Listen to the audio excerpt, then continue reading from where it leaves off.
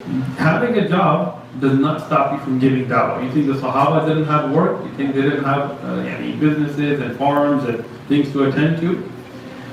But that didn't stop them from giving dawah. If we have like 17,000 questions backed up on the different email addresses we have for questions, so this is your opportunity to get ahead of the line, right? We'll get you guys here. Also, if you're watching on YouTube live, inshallah, you can post your question in the comments, and if you're on the Zoom, you can also post your questions in the comments, and inshallah we'll get to as many as we can. With Allah subhanahu wa ta'ala. We'll start with Torah here. Okay, so what is the hukum about, at least for men in regards to hair, like how long should it go?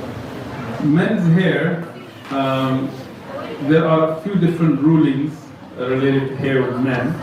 First, qad'a, which is to shave a part of the head and leave a part of the head is forbidden.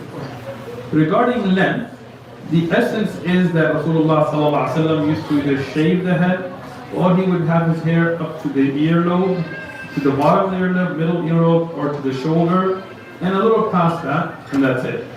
So if the hair is not tashbihan lil-nisa, and if it is not like women, and it's very long past the shoulder, then it is permissible. Up to the shoulder and around the shoulder, it is permissible to have that type of hair.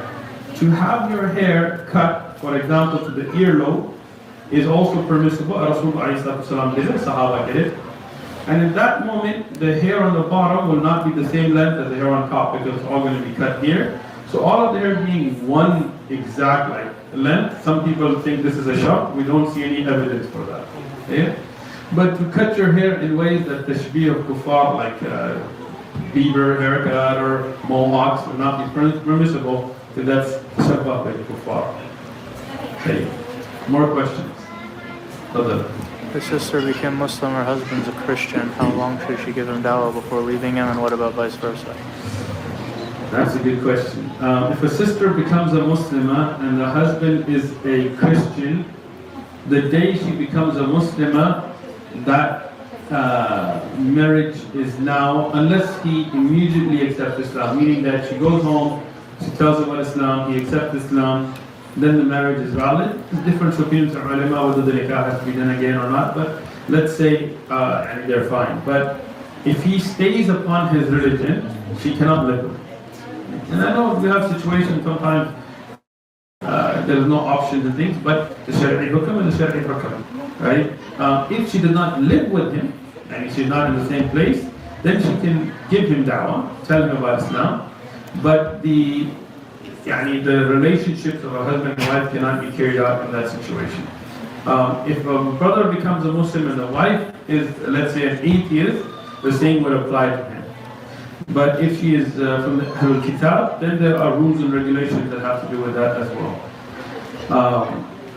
Within that, if somebody becomes a Muslim and their spouse is not a Muslim, the best thing for them to work with the community that's there to try to help them either be a means of hidayah for the spouse, or be the hidayah of getting away from a relationship and getting into something that is halal. Thank you. Go ahead. Someone says, Sheikh, if giving dawah is fard, how do I give dawah doing a 9-to-5 job in the United States while living in a suburban area? That's a great question. The question is on YouTube Live, if giving dawah is fard, how do I give dawah with a 9-to-5 job while living in a suburban area? You think I don't have a job? I work a job as well. 9 to 5, sometimes more, sometimes less, but I work a regular job. Having a job does not stop you from giving dawah. You think the Sahaba didn't have work? You think they didn't have any businesses and farms and things to attend to? But that didn't stop them from giving dawah. If you have a 9-to-5 job, for example in San Diego, we have da'wah tables on Saturday, Brother Abdul Aziz and his brothers go out. We have brothers from OMF that go out on Sundays. We also have other places that people go to. You can still join in the da'wah, even with a 9-to-5 job, alhamdulillah. If you have a 9-to-5 job that you can't work on the weekends, right? We have brothers, alhamdulillah, that have programs on the weekdays. You can get involved with that.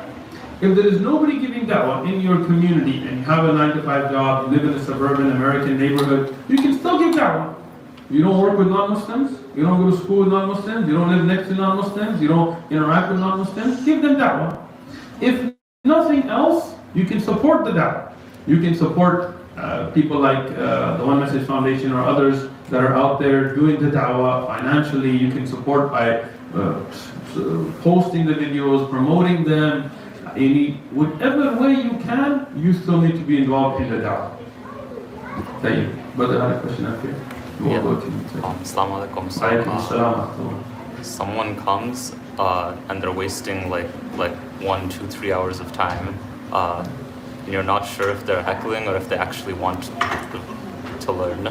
What should you do if it's interfering with other people that might be like potentially, you know? If somebody comes up to you and you're giving da'wah and they are trying to waste 2, 3 hours of your time, and you're not sure if they're sincere, if they're hecklers, or just wasting your time, it's a judgment call, right? Meaning sometimes somebody may take a long time, but they really are serious, they accept what you're saying, they're open-minded, they're listening to you, it might be worth it.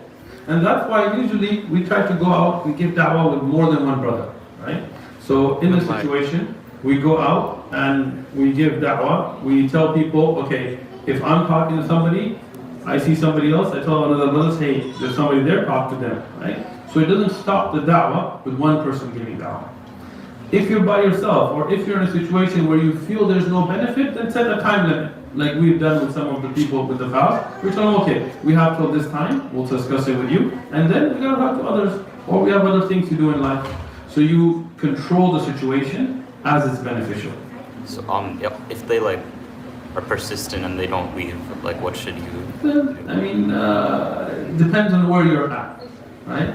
In San Diego, we have brothers, mashallah, that will help them leave.